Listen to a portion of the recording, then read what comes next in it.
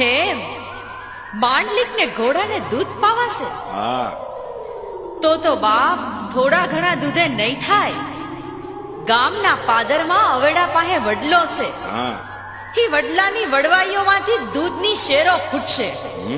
અને તમે જાશો ત્યાં તો એ અવેડો દૂધનો ભરાઈ જાહે. જાઓ જાઓ, તમારી પહેલા દૂધ પોગી ગયા હશે દીકરા. જાઓ, તમારી પહેલા દૂધ પોગી ગયા હશે દીકરા. આવા શબ્દો આય માના મુખમાંથી નીકળ્યા.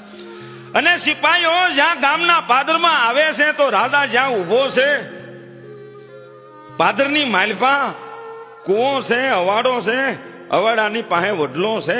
એ વડલા માંથી એમ કહેવાય છે કે દૂધની ધારાઓ ફૂટી, શેડું ફૂટી, આખો વડલો દૂધે વરહવા મળ્યો અને આખો અવેડો દૂધનો ભરાઈ ગયો. સિપાહીઓ આવું જોઈએ ને